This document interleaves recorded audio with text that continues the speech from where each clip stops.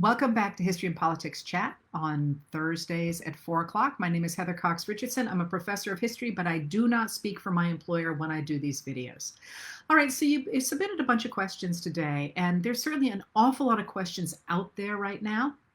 And I will get to some of them, not all of them, but really what people are asking about hugely today is the whistleblower report from ICE that a doctor to whom ICE sent migrants when they were in ICE custody has been performing hysterectomies or sterilizing women.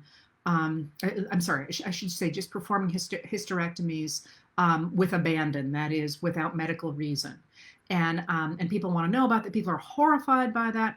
I'll walk you through that in the history of eugenics in America, but I want to be clear about a number of things when I talk about that. So I'm going to sweep in some other questions with that as well. But first of all, the report. I urge you to take that report very carefully. I have read the report, and as you may or may not know, depending on how much of my stuff you read, you know that I am beside myself over those ICE camps. And I will explain to you why I am beside myself and why I'm beside myself about the Department of Homeland Security, which I talk about a lot. So I am no apologist for ICE, believe me. But the whistleblower complaint itself is really very different than is being portrayed.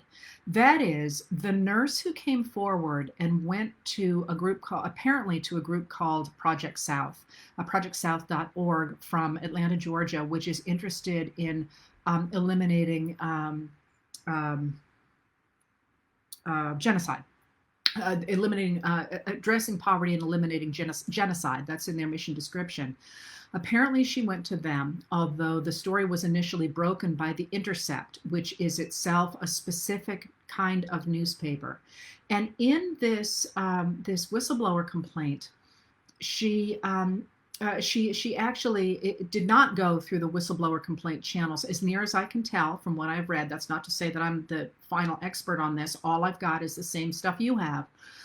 There are systems, of course, for whistleblowing, and it appears that she did not go through the governmental channels, which itself right there is a little bit of a red flag, to be honest, because there are things put in place. But then again, this this Department of Homeland Security is completely rogue. So maybe we'll give that a pass. But the whistleblower complaint is pretty detailed. It's about 27 pages long, and there is no mention of this this issue with hysterectomies until page 18.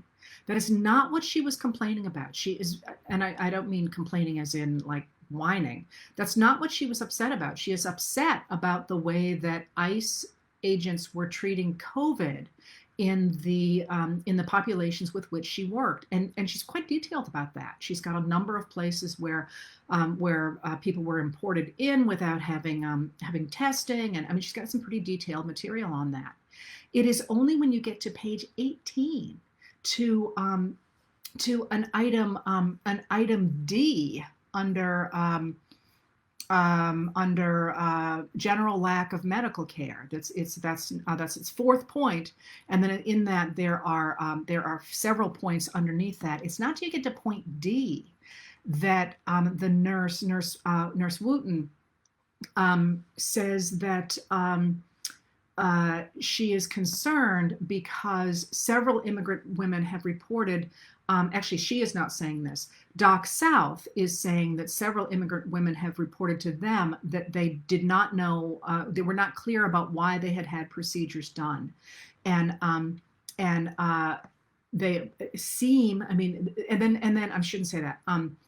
Nurse Wooten is in fact then quoted saying that she was expressing concern about that. And here's a quote. She says, "Everybody he sees has a hysterectomy, just about everybody.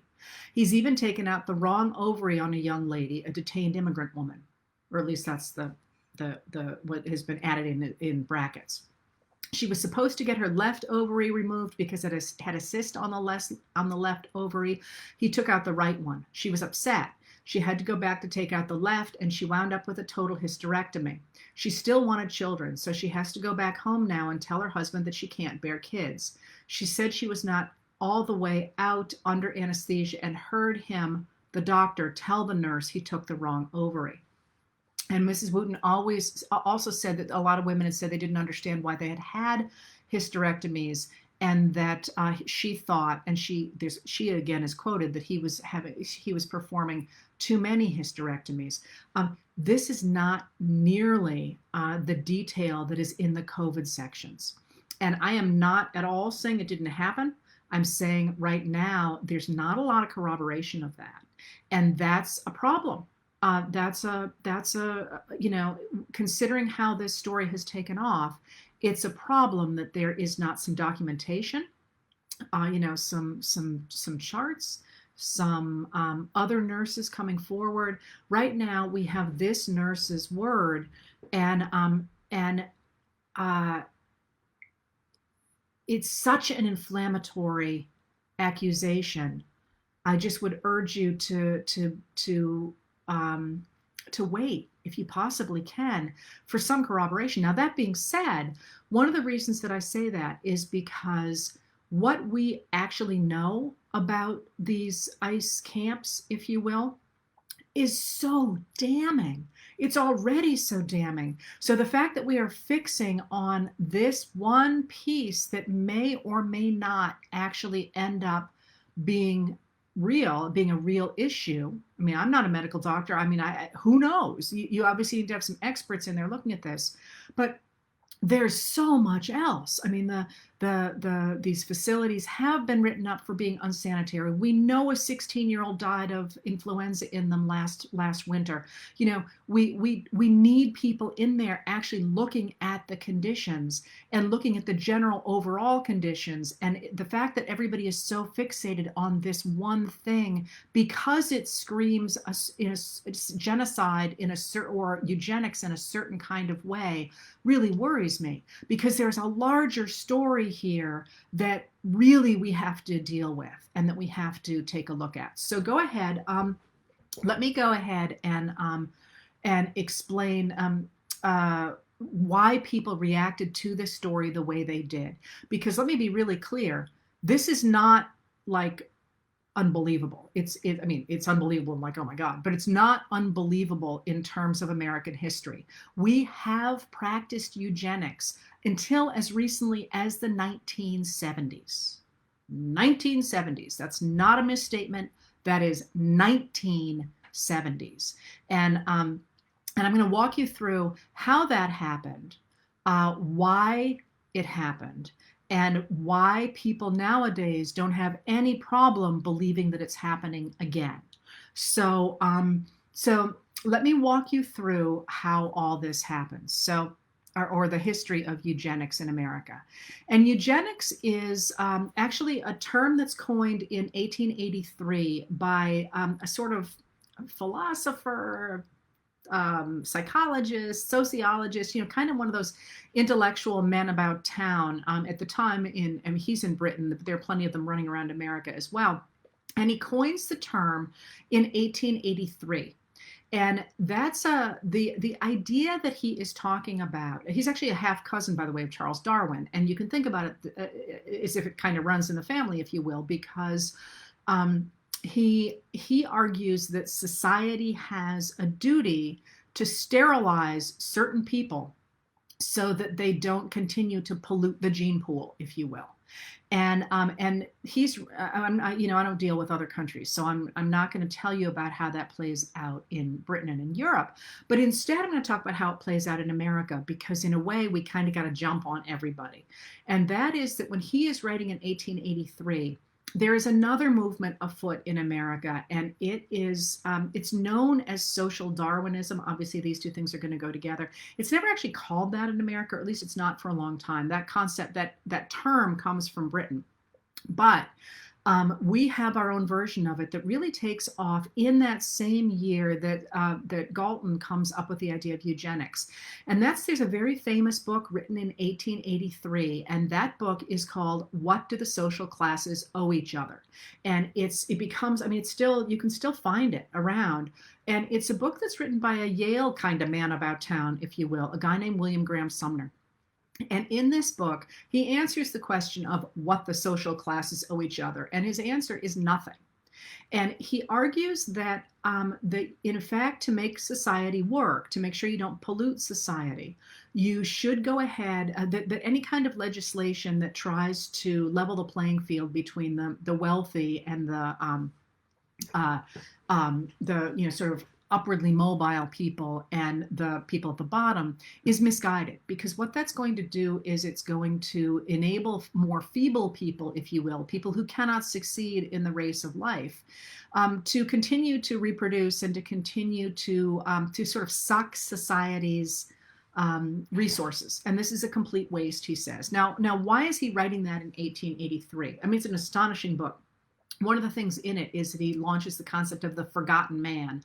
And that's the idea of people who are paying tax dollars that are having them, basically sucked into, the people at the bottom of society, and it's hurting the people in the middle. And of course, you recognize that language directly from Nixon. Nixon uses the same concept. And of course, it's been part of the Republican lexicon ever since then. But why does he say that? Well, what's happening, think about the 1880s.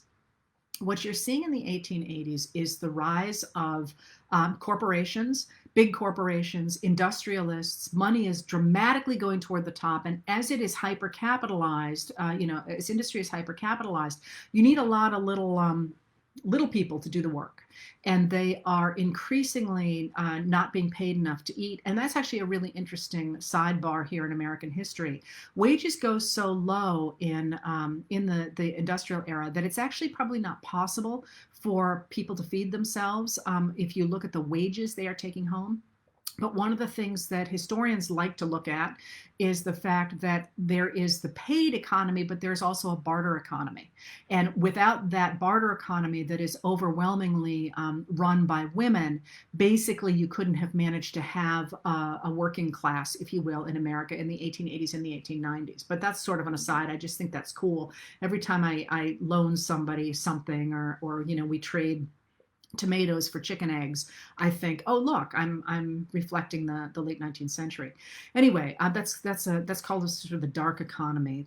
Interesting idea. Anyway, so you've got the rise of these industrialized economies, this industrialized economy, and increasingly poor people and the industrial workers and farmers as well in the West, and miners, and of course African Americans in the South, being crushed into poverty, into what seems to many people to be a lasting poverty. Now, one of the things that has made America different from Europe in the 1700s, when we first write the Constitution, is that America early on develops the concept that you can rise out of poverty, that there is no such thing as being a member of a permanent working class. This is in real contrast from England in the 15, 16, 1700s, when there was the idea that if you were poor, you basically needed to be warehoused in a poorhouse because you could never work your way up. The best that anybody could do is they could force you to support yourself by, doing whatever one does in a poorhouse. And America sort of tossed that out the window and said, no, you're not in that position forever. But by the 1890s, certainly in the 1850s, large slaveholders thought that African Americans were always going to be poor and lazy and all that. They called them mudsills. But by the 1880s, 1890s, that idea is spreading. The idea that basically it's not that people are somehow being squished by the rising industrialists and the movement of wealth upward. They're being squished because they are unfit. They are not good workers.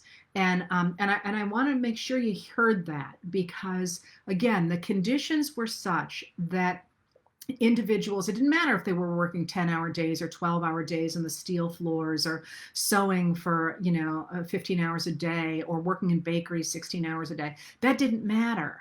Remember, we don't get the 8-hour day early on here at all. That didn't matter. What mattered was that they somehow were lacking. They were not as good as they should be. Therefore, they were not rising. And therefore, a lot of Americans, and I don't just mean the very wealthy, I also mean the rising white collar Americans, start to think, well, the people who aren't making it, they must not be as good as I am. They must not be as good as Rockefeller. There must be something wrong with them. They're not hardworking. They drink too much. They have too many babies. They're lazy. You could do the list on your own without really me even having to list it, because you've heard this language. So they in 1883, for a long time, people are looking at the rise of the very wealthy and the very poor in American society, and they're saying, hey, we need to address this, especially since the government is actively working to promote the interests of the very wealthy. And in 1883, William Graham Sumner says, no, we don't have to do anything. In fact, it's better for us if those people die out. That's a really disturbing concept. And it's a disturbing concept at this particular moment in America, I think. We're better off if the poor people and the people of color die off. All right, so in 1883, there's increasingly this idea that, maybe it's fine not to help the poor. Maybe it's fine if, it's a little bit unfortunate if you have to walk around the old lady dying in the gutter, but, it's better for society if you let her die in the gutter. And you certainly shouldn't give her charity, because that just encourages people to survive. I mean, it's kind of false hope. We need to really get rid of those people. So it's a really short step from that idea to Galt's idea that you should go one step beyond letting people die, and actually just, isn't it kinder to make sure that they don't get born at all? And this concept of sterilization and of eugenics is couched in that sort of language. It is better for society not to have these people reproduce. And really, it's kinder to them as well. So what happens is that we actually have once we get the idea of modern gynecology, which itself is just a horrific story, because white male doctors practiced on African American women, especially enslaved women, before the 20th century. And of course, we don't have anesthetics or anything, and I'm not going to go there today. But anyway, so it's a very short step to the idea that you should sterilize people, and this comes to with the rise of modern gynecology and with the rise of modern medicine, especially after we understand germ theory. Because germ theory really kind of is understood in about 1888 in America, about 1888. What that means is people can have voluntary surgeries. That is, in the past, you wouldn't go under the knife unless really you had no choice. And even then it was pretty rare, because it was usually a death sentence, because there was no concept of germs. And so literally, doctors kept their instruments, their surgical instruments, in velvet-lined cases. And it was a sign that you were a good doctor if your instruments and your case was bloody, because it showed how much, I'm so sorry, I know I'm grossing you all out, but it showed how much how many operations you'd done. So, like, under what circumstances do you want somebody cutting into your body with knives that have been sitting or scalpels that have been sitting in a fur-lined, or saws, actually, just those two, that have been sitting in a fur-lined case that is horrible. One of the reasons that midwives had far better rates of live babies and especially live mothers than doctors did is because they didn't use those instruments. Anyway, so once you can go ahead and start operating on people in the early 20th century, there is a move to practice eugenics on women who will pollute the gene pool. And in 1924, this comes to the superintendent of the Virginia State Colony for Epileptics and the Feeble-Minded, a man named Albert Sidney Pretty, decided to go ahead and actually ask if he could sterilize an 18-year-old woman who was in his asylum. He claimed that Carrie, her name was Carrie Buck, and he claimed that she had a mental age of 9. And he insisted that she presented a threat to society because she was feeble-minded, and she was a genetic threat to society. And according to him, her mother was 52, had a mental age of 8. Now, again, before I even get into the details of this case, think about what that actually means. This is a superintendent, a white male superintendent, who is deciding the mental age of a 52-year-old woman and her 18-year-old daughter. He claimed that the mother had a record of prostitution and of immorality, which of course must mean that she is feeble-minded, and that she had had 3 children and she did not know who the fathers were. I mean, this is his reporting, okay? One of those children had been adopted out and had attended school on her own for 6 years, but then she gave birth to an illegitimate child, which simply proved that she was no good, that she could not be taught, nothing else. Now, and they turned her out. The family turned her out, and that's how she ended up at the Virginia State Colony for Epileptics and the Feeble-Minded. So you have an 18-year-old girl here, now 18-year-old girl, who has been pregnant, and she has been put away by her foster family or her adoptive family as being incorrigible. All right, so let me just give you the backstory on that before I tell you the rest of it, and that is that the family that put her away because she was incorrigible and all that, it appears that the way she got pregnant was that the nephew of the adoptive family raped her. So the fact that she's a rape victim, and they want to get rid of the evidence, if you will, and blame her, so they put her into the Virginia State Colony for epileptics and the feeble-minded. All right, so when that he sues to have the right to sterilize her, and it eventually goes before the Supreme Court. And in 1927, in the case of Buck versus Bell, and the reason for that is Priddy was the superintendent, but he dies before the case goes forward, so they switch in the name of the new guy, who is Bell. So Carrie Buck versus Bell. The Supreme Court decides, with Oliver Wendell Holmes actually writing a key decision saying, quote, "We have seen more than once that the public welfare may call upon the best citizens for their lives. It would be strange if it could not call upon those who already sap the strength of the state for these lesser sacrifices, often not felt to be such by those concerned, to prevent our being swamped with incompetence. It is better for all the world if, instead of waiting to execute degenerate offspring for crime, or to let them starve for their imbecility, society can prevent those who are manifestly unfit from continuing their kind. The principle that sustains compulsory vaccination is broad enough to cover cutting the fallopian tubes, to cover sterilization in that case." And then he went on to say, 3 generations of imbeciles is enough. Now, just to finish up with Carrie Buck, they do sterilize her after that. They have the Supreme Court saying they can. She gets sterilized, and until she died, one of her great joys in life was reading. So, you can draw your own conclusions from that. All right, so that's why it becomes legal. But the real story of compulsory sterilization in America is the story of Indigenous people. And this is all of significance today, by the way, and I'm going to walk you through why that is. In America, the indigenous populations are overseen directly by the federal government through the Indian Health Service. So through a number of things, but they have their own health service, which means that their medical care actually comes through in a different way than for people who are not indigenous people. And one of the things that happened under that is that under that system is that let me see, I had notes here for you. Hang on.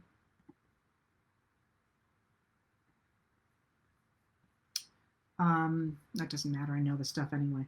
Is that Native women, especially sort of after World War II, the doctors for the Indian Health Services sterilize a number of, and when I say a number, actually I do want to find this quotation for you because it's from former Senator James Aborczak, who's just a great man. Uh, this Indigenous health service actually ended up sterilizing literally hundreds of thousands of Native women. And their argument was that it would enable women to rise, that they wouldn't be stuck with babies that they couldn't support, and that it would enable them to more easily become part of American society. The Indian people did more easily become part of American society. But of course, what it meant is it kept down the population of our Indigenous people. And when I say it's a scandal, those forced sterilizations went on until the 1970s. The 1970s. It's not until 1974 that a district court strikes down the idea, at least in America, in the civilian population, that that patients had to be adequately informed about the procedures that were being done on their bodies, including the idea of sterilization, which requires the consent of the patient. It was found in a study that was done in 1974, it was found, as I say, that between 100,000 and 150,000 people were sterilized every year using money from federally funded programs. And that's going to be, of course, the Indian Service and also services designed to serve impoverished people. What it made people finally realize in the 70s was that minorities were especially at risk for being targeted for sterilizations under the guise of having some other procedure. And as I say, one of the doctors who performed the sterilizations for the Indian Service insisted to the end he was doing what was best for those women. And it's not until 1974 that we get the overturning of a lot of the statutes that permit involuntary sterilization in America. And I mean, so I'm going to give you one more thing here, and then I'm going to go back and talk more generally about this. So when you hear that language and you say, what were they thinking in 1927? I want to read you something else, and I bet some of you are going to recognize what it is. These people have to be warehoused. The men who were involved in a robbery should be removed from society so they cannot father children. We have to put them away for the rest of their lives so the rest of us can be better.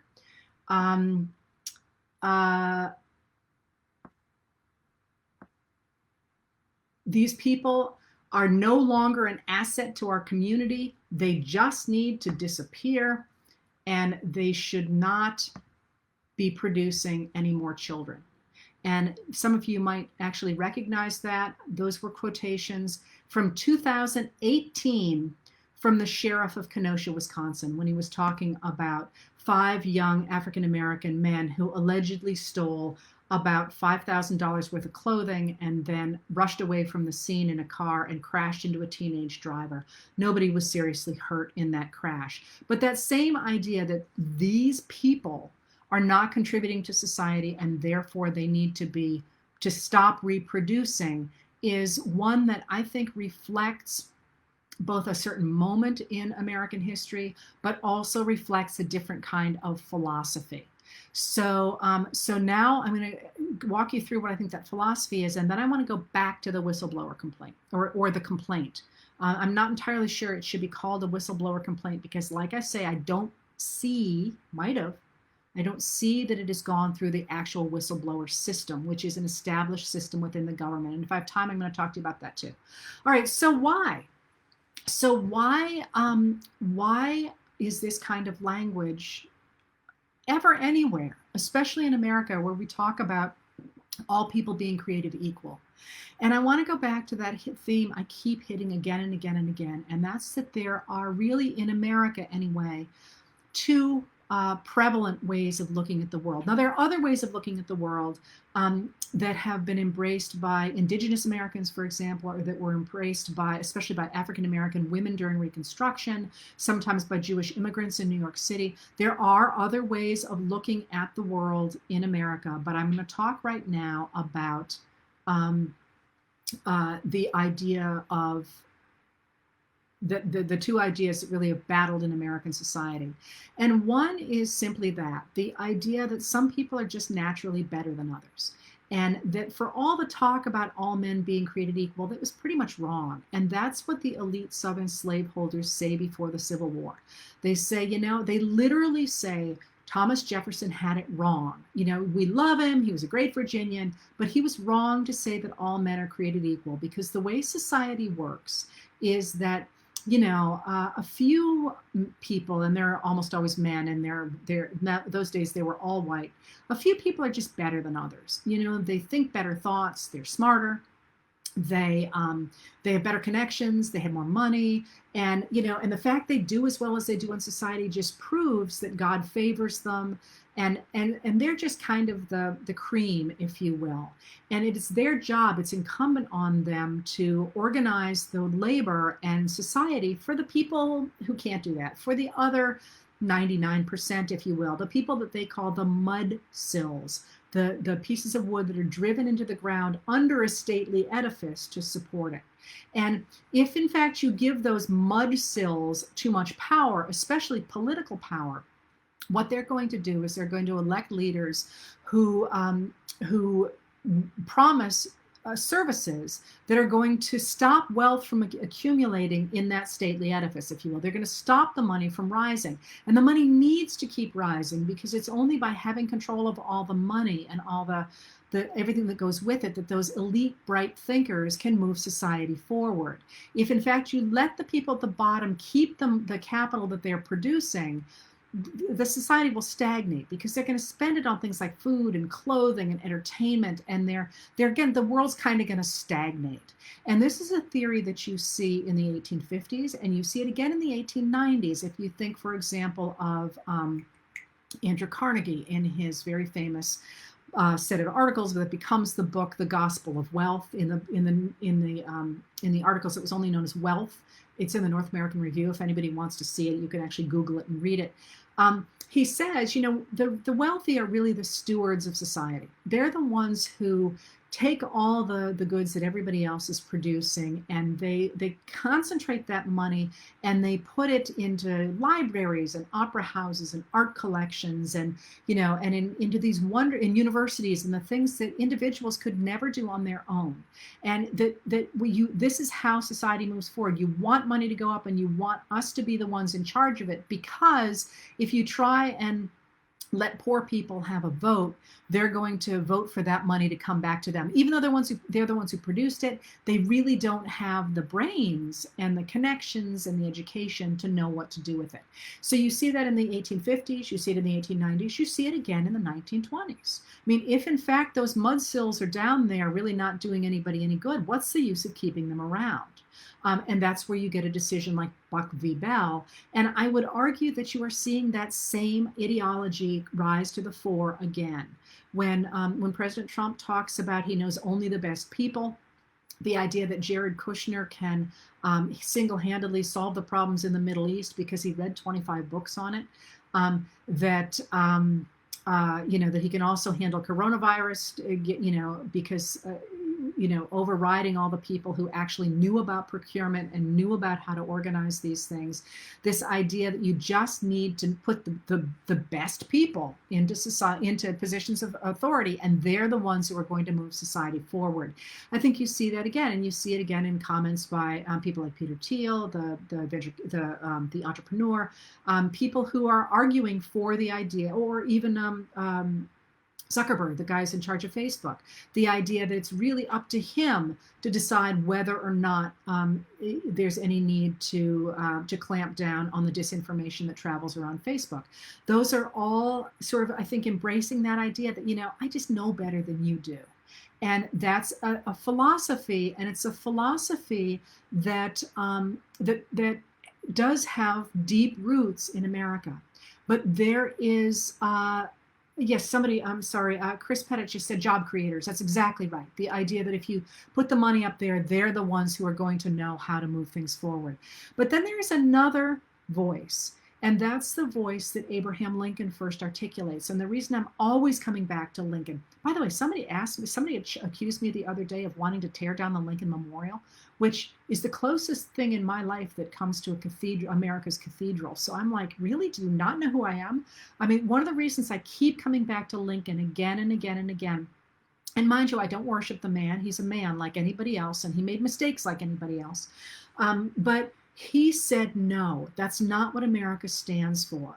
That what America really does stand for is a society in which the government supports the people at the bottom, because it's the people at the bottom who innovate and who create and who come up with new ideas and who work hard and who create value. And they're the ones who do that because they're hungry. And I don't just mean hungry in the stomach. I mean, they're eager to get out there and to mess things up because they got places to go. Unlike, he says, people like the sons of great men who, they don't really need to work. They can just go hunt. They can sit around and, and play with their foxes or whatever they do in the 1850s. And he looks at them and he says, they're not moving society forward. They're just counting their money. And a lot of them are dissolute and they're nothing to write home about. And certainly you can see, again, this same pattern in the 1820s and the 1890s and the present. Look at certain people. But that philosophy, the idea that the real moving power of a democracy is the people at the bottom, is the one to which I adhere. And let me walk you through that and explain why that's the case. So what he argues is that people at the bottom are going to innovate, they're going to create, they're going to come up with new ideas, they're going to produce more than they can consume. And that means that they're going to, in turn, buy stuff and support merchants and people at the next level, who in turn are going to make, if they're good hard workers, are going to put more at the very top. And at the very top, a few industrialists will in turn hire people at the bottom. And so long as they pay them fairly and give them an opportunity, that cycle will never stop. And this is one of the reasons that I keep saying, for all the fact that the current day Republican Party is run by radicals who are driving it off a cliff, that philosophy of America is going to come back because it is baked into our DNA since Abraham Lincoln. But why do I think that? I think that because what you're really arguing about is the same thing that is at stake with the idea of eugenics. I don't know why I can't remember that name today. The idea of eugenics. And that is, are people who they are because of nature or because of nurture? That is, are you automatically born into stupidity or poverty the way that people thought before Americans argued the opposite? I'm sorry, that Western people thought before Americans argued the opposite. I don't believe that's the case, and here's why. First of all, I should mention that I've taught now for a lot of years, more than 30 years. And I do believe that not everybody is mentally the same. We all know people who are mentally challenged. And in my lifetime, I have met two people who are geniuses. And let me tell you, when you see a genius, you know a genius. And I always liken it to the fact I was lucky enough once in, I guess it was high school, to see a man run who later went on to the Olympics. And everybody said, you got to come see this guy run. You got to come see this guy run. I'm not a runner or anything, but you got to come see this guy run. And we went. He was doing the mile, and he, like, the pack is all, running around, and they're running around and they're running around, and I'm thinking, what's so great? I can't even distinguish who this guy is. And then the last quarter of a mile, he just took off. Literally, the rest of them looked like they were walking, and this guy just took off. And being with somebody whose mind is that strong, I know you guys all think I'm smart, and I'm pretty decent. I am not a genius. And these people, they just take off. I mean, they just, it is like watching an unbelievable athlete when you watch people like that. So I don't believe people are all born the same. No, I believe that we're in a bell curve. Personally, I believe that. I'm not a psychologist, but here's the real question. Because usually when you ask this question, people say, oh, I know people who are smarter than others and whatever. Well, it's fine, so do I. But Do you believe that those people are, that bell curve is distributed according to class or race or ethnicity or gender or nationality? I've never seen it. No matter where I've been or with whom I have been, it seemed pretty clear to me that people were distributed evenly along that bell curve, regardless of whether you were at Harvard or in the backwoods of Maine or waitressing in Oklahoma. People are just people.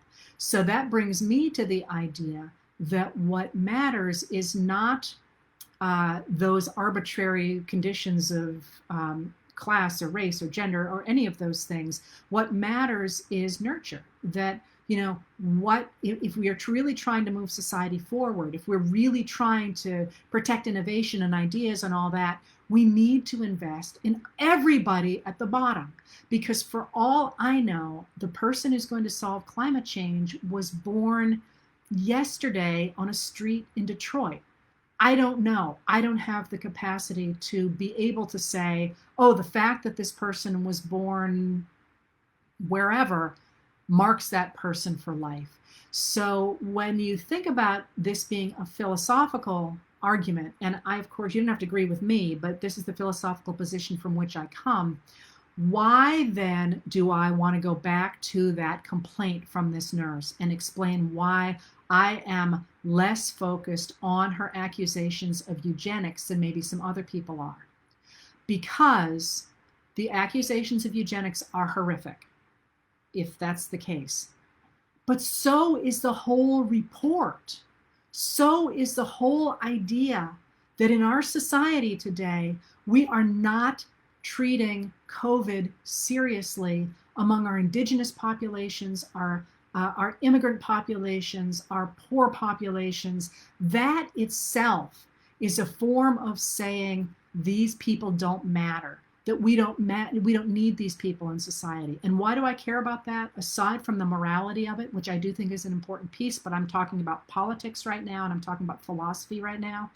I care about that because I don't know where that kid was was born who's going to solve cancer. I don't know who's that person is that's going to come up with, perpetual motion.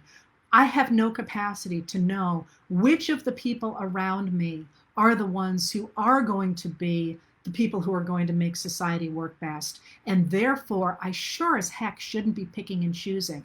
And the fact that we are currently embracing across the country an idea that some people are better than others is itself, I think, why, first of all, it is a scandal.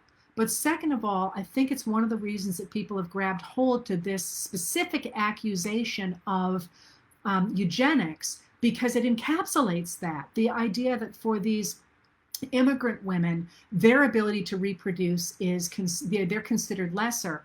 But that's just a tiny little prism of the entire situation with COVID, but even more largely with ICE itself and what we are doing in the country right now with regard to the idea that everybody actually is created equal. And that's the philosophy, the Lincolnian philosophy, under which I, anyway, think we should operate.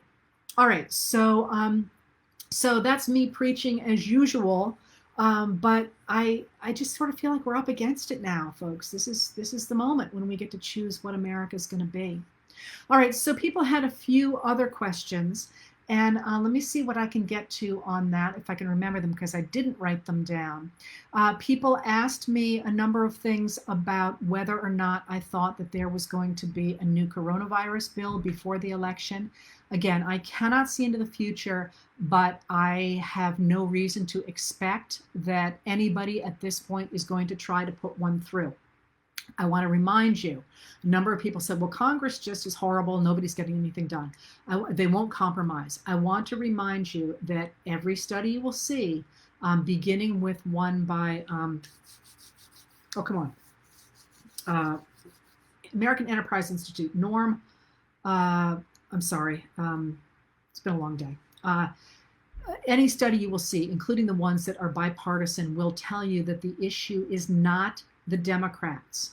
And I'm not speaking here as a Democrat. I'm speaking as a political historian. I don't identify with a political party over these issues.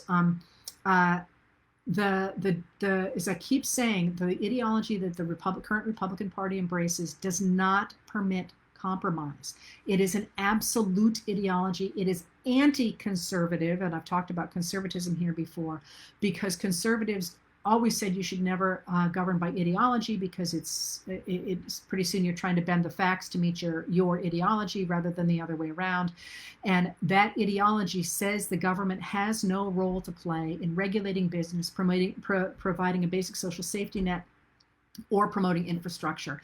And because it has no role to play, you cannot compromise. So what that means is that when you talk about, the Congress not being able to compromise, what you're saying is the Republicans can't compromise. And do remember that the House, in fact, did put forward a new coronavirus bill, a $3 trillion coronavirus bill, in May of this year.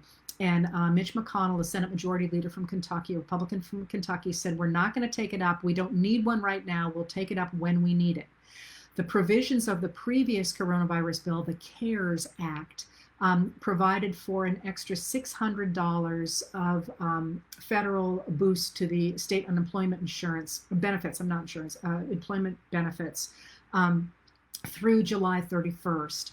And it also provided for a moratorium on evictions for not paying rent. But it did not stop rent from being collected, so those simply accrued. And when just about the time those things were ending at the end of July, in about the middle of July, the Senate tried to take up its own coronavirus bill, but the Republicans in the Senate split. And so they were not able, some Republicans, especially the ones who were up for re-election, wanted to go ahead and try to throw some money toward unemployment insurance, for example, unemployment benefits, for example. But the real ideologues like Ted Cruz and Tom Cotton, the absolute ideologues, said they would not sign on to it. McConnell could not get an agreement within his own caucus. So this is the Republicans who won't do this. He throws up his hands, and when that happens, the White House, in the form of Treasury Secretary Steve Mnuchin and the new White House Chief of Staff, Mark Meadows, started to negotiate with Nancy Pelosi, the head of the House of Representatives, and Chuck Schumer, the minority leader for the Senate. Those four tried to come up with something, and Mnuchin was willing to actually talk, although Mnuchin had brokered the previous deal and then promptly went back on the agreements he'd made about transparency, if you remember. Mark Meadows would not compromise on anything. Pelosi and Schumer said, we have a perfectly good $3 trillion bill, but if you are unhappy, we will go ahead and we'll come down $1 trillion. The Mnuchin and Meadows had come up with a $1 trillion bill. We'll meet you halfway at $2 trillion. And they said no. And that's when Trump stepped in and issued his 4 executive actions, 3 executive memorandums. I hate that it should be memoranda. It's changed. And 1 executive order, but the executive order only called for studying whether or not you could do anything about rent. It was the 3 memorandums that went ahead and provided an extra $300 boost in 48 states and 2 territories to the weekly unemployment benefits. But that money was taken from the disaster relief fund that funds disasters through FEMA. And that money has now run out, or is on the verge of running out if it hasn't run out entirely. So now that money is gone. People are not going to be getting that $300 boost any longer. And we're not out of money to fight disasters, but it's quite low. It's, I think, off the top of my head, I want to say it's 38 million now. After putting close to 55 million into unemployment, but I don't actually remember that. You can check that; it's online. So that being the case, there's really no incentive at this point for McConnell to come back to the table because he knows he can't make anything work. So what's the point? I mean, it's just going to look bad before the election. So the answer to whether or not there's going to be another coronavirus bill is, I mean, you never know what the future is going to be, but I have seen no sign of it. That being said, of course, Pelosi and Schumer are still trying to negotiate with the White House. We'll see. I would not hold my breath on that one. And yes, and somebody, I'm sorry, just mentioned not only the fires, but also the derecho in Iowa, which, I mentioned that a lot. It bothers me when we forget anybody in our country. And I have a soft spot. I guess I have a soft spot for every state, but I have a soft spot for the middle of the country because I feel like it doesn't always get the attention it should, and people forget that it's got its own literature, it's got its own music, it's got its beautiful, beautiful scenery, and such a rich history, and it I don't know. All right, I'll stop. Okay, so other questions. I'm afraid I do not remember what your other questions were. A lot of people asked me about the deal that currently seems to be being brokered in Israel. I have not seen it. I've not read it deeply enough to say anything about it. You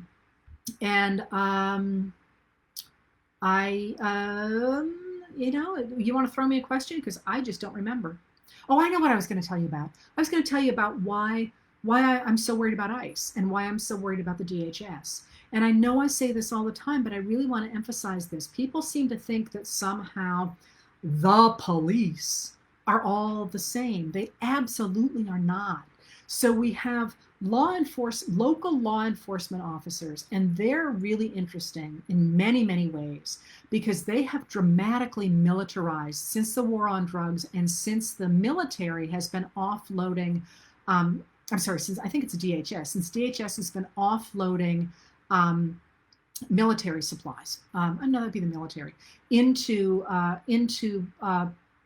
local police forces. So if you look, for example, at what a police officer looked like in the 1960s and even the 1970s, they're wearing blue shirts. Remember this, the blue shirts and the black pants and the belts and the hat? And now think about what you saw in the streets of Portland or Kenosha. They're people who look like they're going to a war at the same time that violent crime has dropped steadily in America since the 1970s, dropped steadily. So why on earth are our local law enforcement officers looking militarized? That's one question. But you have the local law enforcement, but then you also have our military. And our military, which includes a number of branches of service, and I always say this, has a long, noble, sometimes ignoble, history. I wrote a book on Wounded Knee. I'm no fool here, but there are guardrails in place around our military to try to make sure that it retains civilian oversight and that it does not become a rogue operation. So you may or may not remember that when one of the reasons, there's a big fight over Trump pardoning a Navy SEAL who had posed with the corpse of with a victim in Iraq, and maybe it seemed to you like what kind of a big, why was that such a big deal? It was a big deal because the military justice is very, very, very strict. They do everything very much by the book, and they do it by the book because they recognize that the extraordinary positions of stress into which the military is put means that it's easy for one man or woman to start to make personal decisions that quickly get out of hand. Oh, I'll let that person go. He's my friend. And then what happens next? So military discipline and making sure everybody lives by the same rules is not simply somebody throwing their weight around. It's an attempt to guarantee that the military has guardrails. And those guardrails have been there and have been developing since the very beginning. But certainly you've heard me talk a lot about the period after 1877 when the military is deployed to break strikes in the Great Railroad Strike of 1877, and after that we get the Posse Comitatus Act of 1878, which says the military cannot be used against civilians. Now, many of you have noted that the Insurrection Act of 1807, which has been updated repeatedly, appears to override that. And yes, there's some real issues around that. But let me finish with this, with DHS. The reason that I'm always concerned about DHS, the Department of Homeland Security, is because DHS has no guardrails. DHS has no guardrails. So what that means is that DHS is a different branch of government. It's established after 9/11. It becomes a cabinet office the year after that.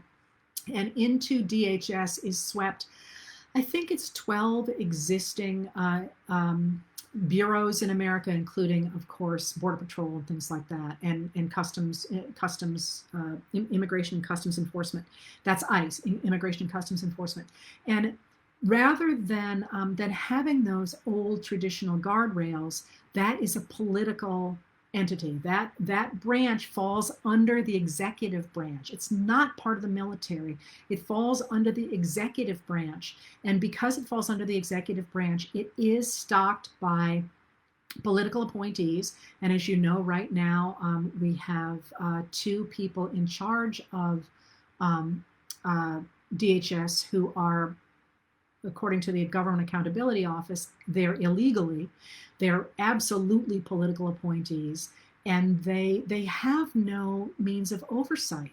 They have no, there's nothing except our, and I'm exaggerating a little. I mean, there's some stuff within it, but it's not like the military, which again, I'm not saying the military is always right. I can feel somebody going, she's forgetting My Lai, she's forgetting Wounded Knee Massacre, she's forgetting all these times, she's forgetting Abu Ghraib. I'm not forgetting any of those things, but there is a system in place to try and root out trouble in the military. There is not that system in place in the Department of Homeland Security. It is too young, it is too new, and it does not have guardrails in place. And that means that we have the problem that we have right now of these ICE detainment camps or detainment facilities, and we do not know what's happening in them. We have, there's Google it. I Google it periodically going, I want to see media clips from in there. I want to hear what's happening. And it's not there. And that's a real problem. I mean, people ask me what are the things that I would like seeing in the future as we move forward in the country.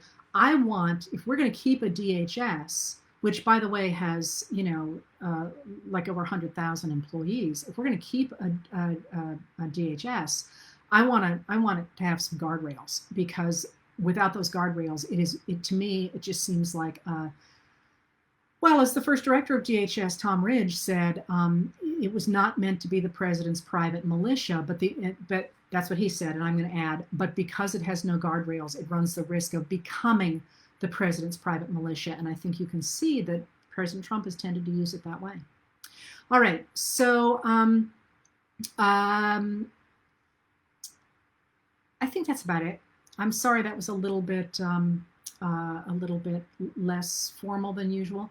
I am doing a lot with classes and had to go to the supermarket, so it is what it is. But thanks for being here. I will be back on, you actually have one more thing to tell you. And one of the reasons I'm a little bit spacey is I'm trying to write something. And that is, you guys probably don't know what today is, but it's a big day for me. Exactly a year ago, pretty much exactly a year ago right now, I had been stung by a yellow jacket. And just about now, I was sitting down at my dining room table, observing the sting, and I thought, why don't I write something on Facebook? And some of you may not know what I'm referring to, but many of you will. And I'm trying to write something special for tonight because of that. All right, thank you for being here. I will be back on Thursday, working our way through the Republican Party. At this point, it's such a snail's pace. It's probably going to be like, I don't know, 5 or 6 years before I get us from the election of Donald Trump to the president. I'm kidding, but we're reaching the end of that. And I will see you then on Thursday at 4 o'clock, and otherwise I'll see you tonight or on paper, or next Tuesday at 4 o'clock for History and Politics Chat. Again, my name is Heather Cox Richardson. I'm a professor of history, and I do not speak for my employer when I do these chats. Thank you very much.